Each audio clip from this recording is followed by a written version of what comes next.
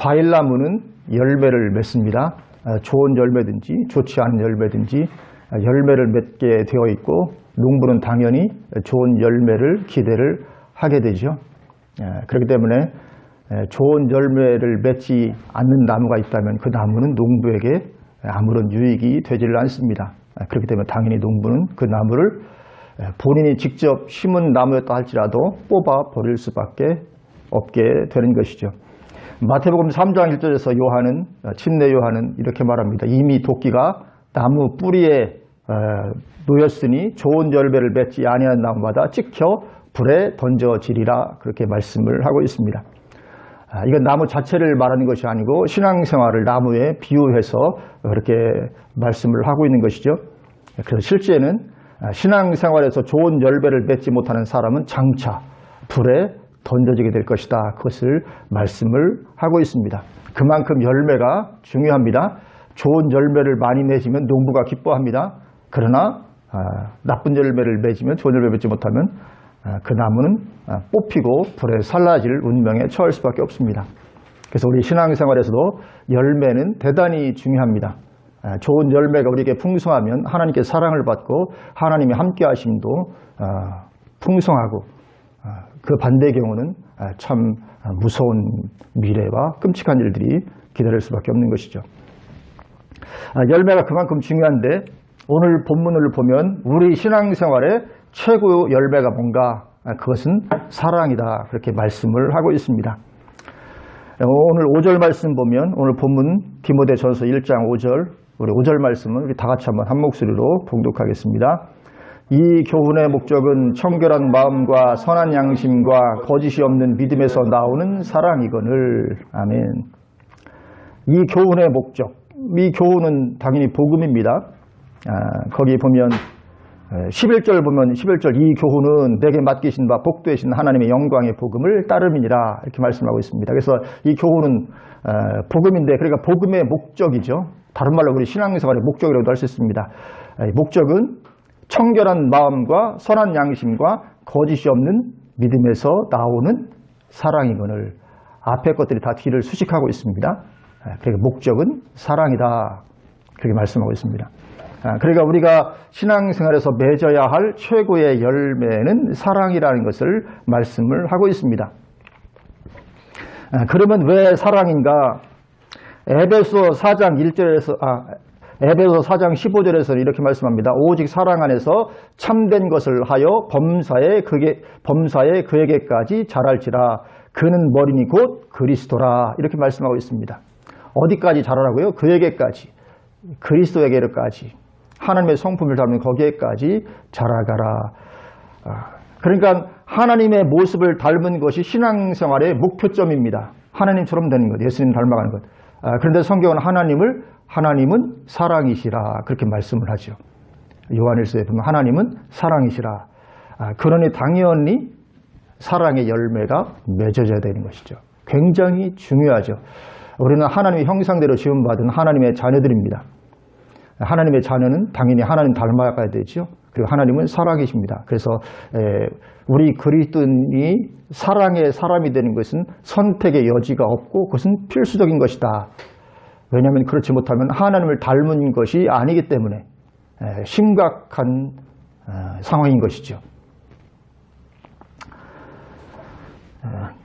그래서 성경을 보면 이 사랑에 대해서 얼마나 그 큰 가치를 부여하고 있는지 모릅니다. 예를 들어서 로마서 13장 10절에서는 사랑은 이웃에게 악을 행하지 아니하나니 그러므로 사랑은 율법의 완성이니라, 그렇게 말씀하고 있습니다.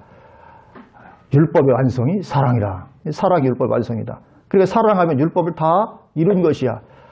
그런 정도니까 얼마나 이 사랑이 중요한 것인가 하는 것을 보게 되죠.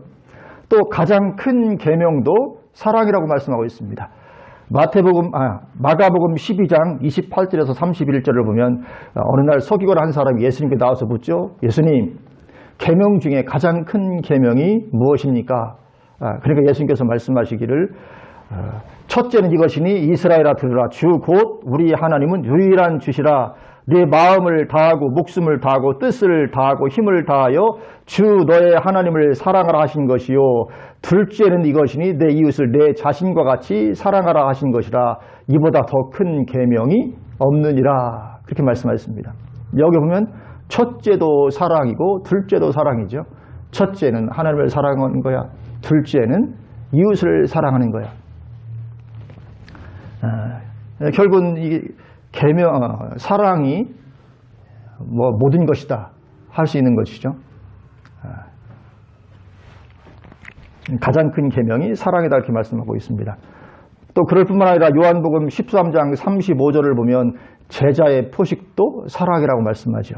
너희가 서로 사랑하면 이로써 모든 사람이 너희가 내 제자인 줄 알리라 이렇게 말씀하고 있습니다.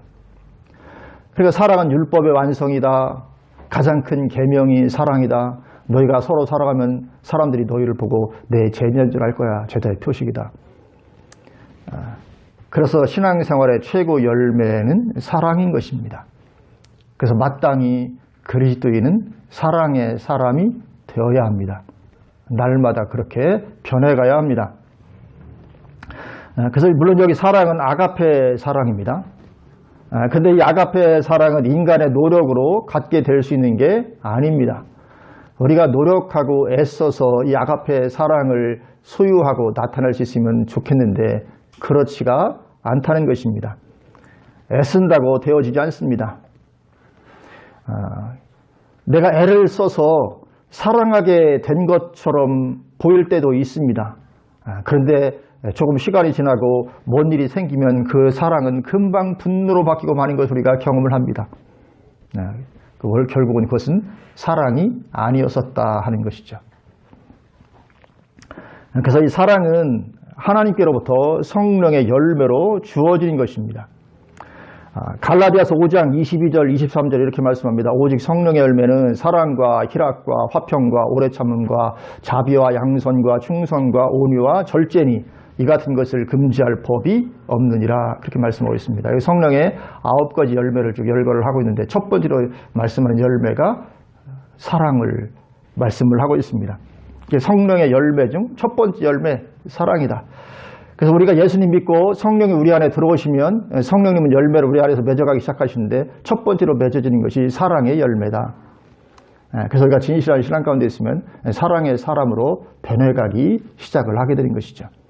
그래서 그것이 그리스도인의 특징의 가장 큰 특징이 되는 것입니다. 그러면 그렇게 사랑은 성령의 열매인데 그러면 이 성령의 열매인 이 사랑은 어떤 사람에게 주어지는가 하는 것이죠. 누구에게 이 성령의 열매가 주어질까? 당연히 모든 사람에게 주어지는 것은 아니죠. 그럼 누구에게 이 성령의 열매인 사랑이 주어지게 되는가? 오늘 본문은 그 사랑의 출처 3가지를 말씀을 하고 있습니다. 중요한 말씀이니까 5절 우리 또 다시 한번 읽어볼까요? 5절 읽겠습니다. 이 교훈의 목적은 청결한 마음과 선한 양심과 거짓이 없는 믿음에서 나오는 사랑이거늘. 아멘.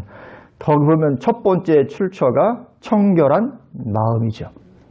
청결한 마음에서 사랑이 나온다. 그렇게 말씀을 하고 있습니다.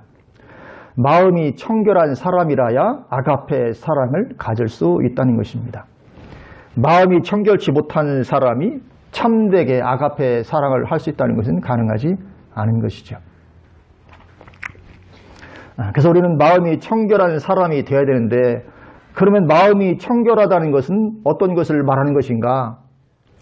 마음이 청결하다는 것은 우리 마음 안에 오직 하나님 한 분만을 모시고 있는 것을 말합니다. 우리 마음에 오직 하나님 한 분만 계시는 그것이 완전한 마음의 청결입니다. 야고보서 4장 8절 이렇게 말씀합니다. 하나님을 가까이 하라. 그리하면 너희를 가까이 하시리라. 죄인들아 손을 깨끗이 하라. 두 마음을 품은 자들아 마음을 성결하게 하라. 그렇게 말씀하고 있습니다. 두 마음을 품은 자들아 마음을 성결하게 하라. 그러니까 두 마음 품지 아니하고 한 마음 가지고 있는 것이 성결한 마음인 것을 말씀을 하죠. 한 마음. 두 마음으로 나뉘어지지 않고 한 마음인 것. 이것은 오직 하나님으로만 되어 있는 마음을 가리킵니다. 한 마음. 두 마음을 품은 자들아 회개하고 마음을 성결히 하라 이런 것이죠. 근데 하나님은 사랑이시잖아요. 그러니까 우리가 마음에 두 마음을 품지 않고 마음에 오직 사랑의 하나님만 모시고 있다면 당연히 그 사람은 사랑의 사람이 될 수밖에 없습니다. 그래서 청결한 마음에서 사랑이 나온다. 오늘 본문 5절에서 이렇게 말씀을 하고 있는 것이죠. 청결한 마음은 오직 하나님 한 분만을 마음에 모시는 것입니다. 결국 하나님은 사랑이시기 때문에 당연히 우리에게서 이런 사랑이 흘러나게 되어 있습니다. 그리고 그런 사람은 천국에 들어가기에 합당한 사람이라고 마태복음 5장 8절에서 말씀하죠. 마음이 청결한 자는 복이 있나니 그들이 하나님을 볼 것이며 그렇게 말씀하고 있습니다. 이 팔복이죠. 팔복 중에 하나인데 이 팔복은 다 천국에서 누릴 복을 가리키는 것입니다. 심령이 가난한 자는 복이 있나니 천국이 저될 것이며 다 천국을 가리키는 것인데 그래서 여기 마음이 청결한 자는 복이 있나니 그들이 하나님을 볼 것이며 이것도 이 땅에 사는 동안 하나님을 보게 될 것을 말씀하는 것이 아니고 천국 들어가게 될 것을 말씀하는 것입니다. 천국 들어가서 하나님을 보게 될 것이다. 물론 이 땅에서도 이제 하나님을 보고 인식하는 것이 더 풍성해지겠죠. 그러나 그것은 그림자와 같은 것이고 궁극적으로는 천국 들어가서 하나님을 보게 될 것이다. 그것을 말씀을 하는 것입니다. 그러니까 마음이 청결한 사람이 천국 들어가기에 합당한 사람이다. 그것을 말씀하는 거죠. 왜냐하면 하나님만 모시고 있으니까 천국 들어가기에 합당한 사람입니다. 그러면 이제 우리 마음을 한번 돌아보고 살펴봐야 되겠죠. 나의 마음은 어떠한가?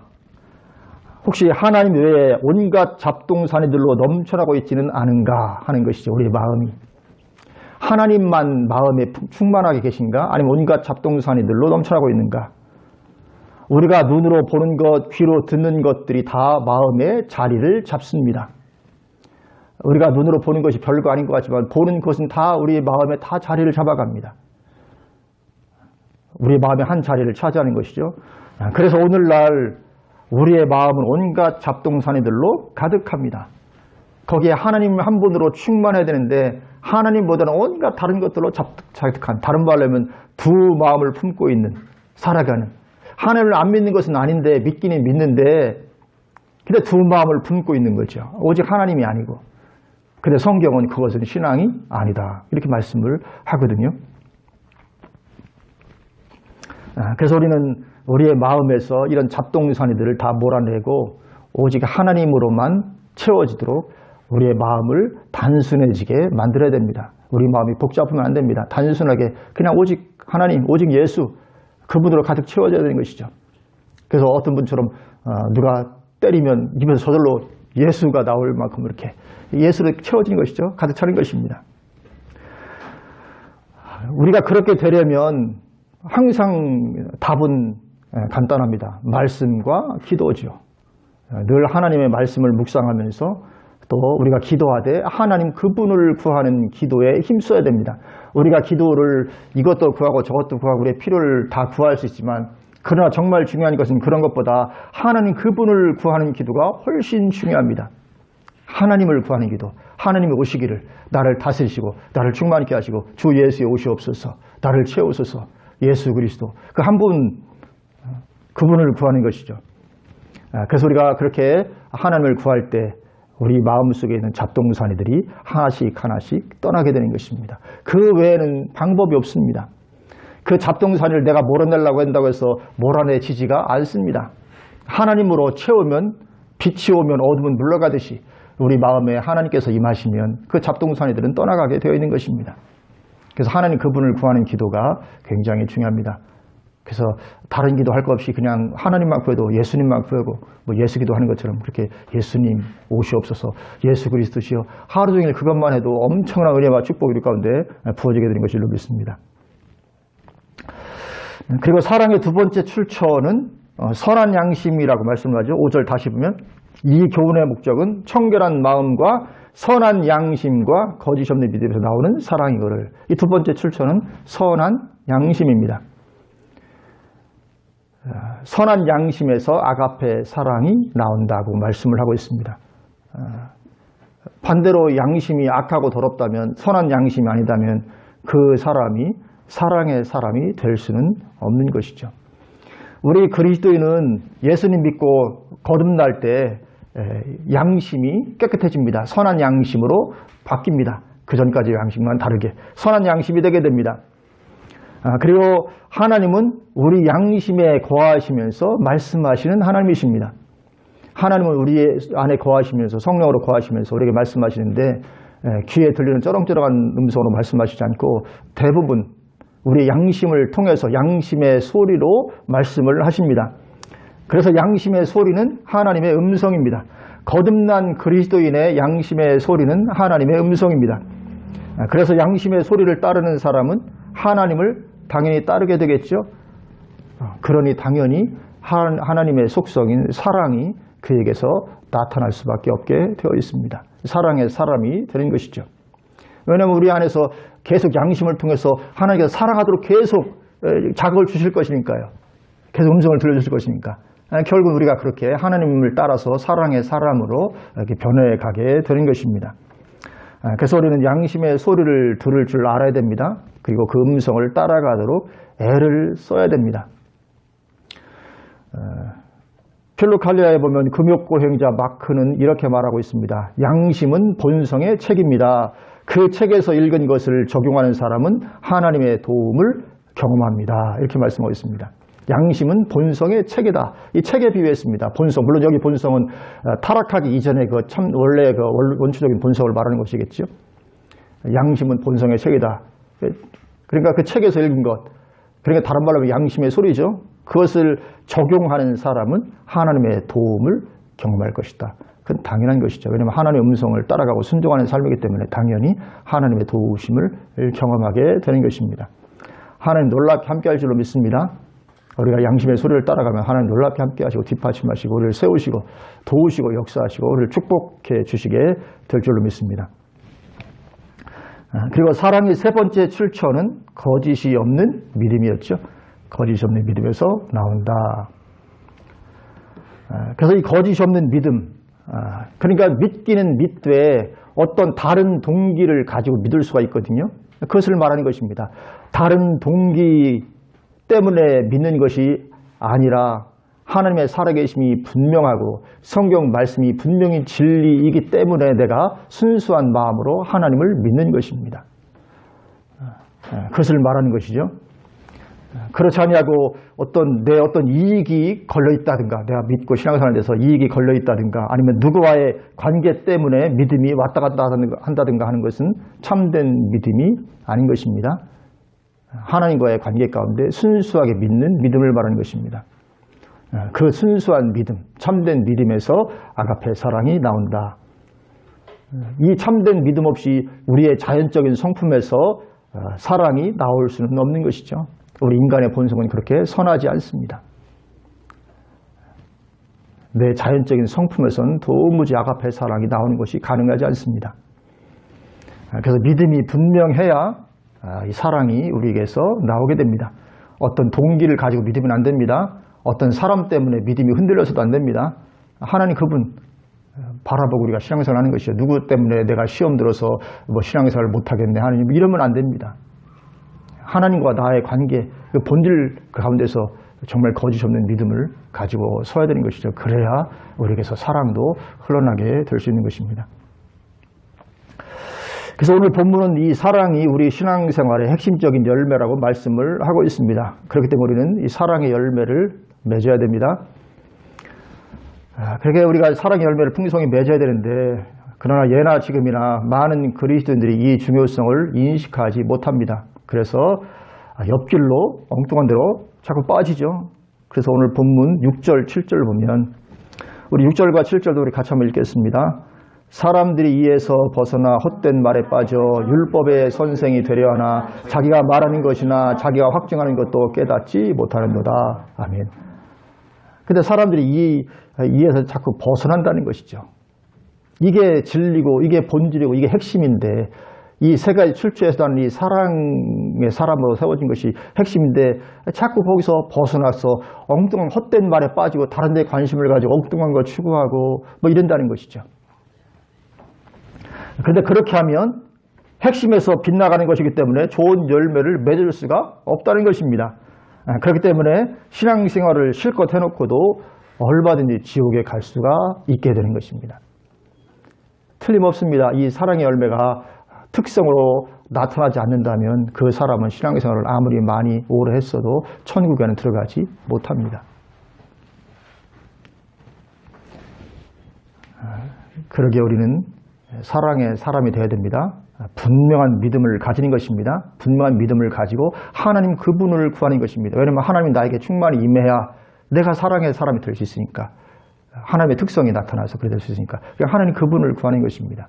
하나님으로 충만하기를, 하나님이 나를 통치하시고 나를 다스리시기를. 그러면 우리는 점점 두 마음에서 점점 두 마음이 아닌 한 마음이 되게 될 것입니다.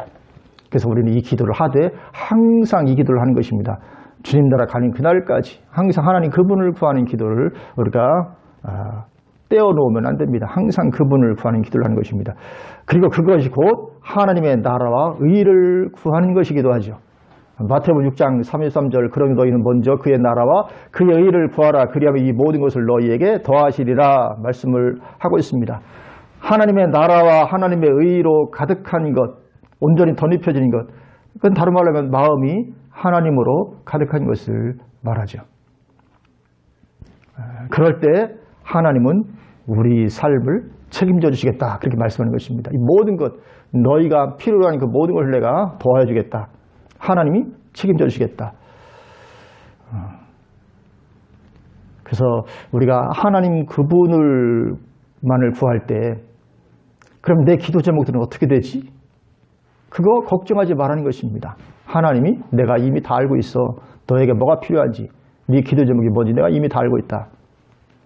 그래서 하나님 그분만 구하고 있는데도 불구하고 놀랍게 막 기도 응답들이 일어나고 기적들이 일어나고 막 역사가 나타나고 하는 것은 그래서 그런 것이죠. 하나님의 약속이 뒷받침되어 있기 때문에. 그래서 어떤 분들은 내 기도 제목이 시급하기 때문에 그거 기도하냐고 하나님을 구하지 않습니다. 그건 거꾸로 하는 것이죠. 그럼 그 기도 제목, 물론 우리가 기도 제목을 가지고 반복해서 기도하는 것은 중요합니다. 그러나 그보다 더 중요한 것은 하나님 그분을 구하는 것입니다. 그러면 그 안에 모든 응답과 모든 축복과 내가 필요한 모든 것이 그 안에 다 들어있습니다. 나는 구하지 않았는데도 불구하고 기적의 역사가 막 나타나서 내 삶을 뒷받침하고 책임지는 일들이 일어나게 되는 것입니다. 그래서 우리는 그렇게 오직 예수로 마음이 한 마음이 되는 것입니다. 두 마음으로 나누어지지 아니하고 오직 예수님으로 한 마음 되는 것입니다. 그래서 사랑의 특성이 풍성이 나타나게 되고 하나님께서도 이제 나의 삶을 뒷받침해 주시는 그런 역사가 우리의 삶 가운데 충만하게 되시기를 주님의 이름으로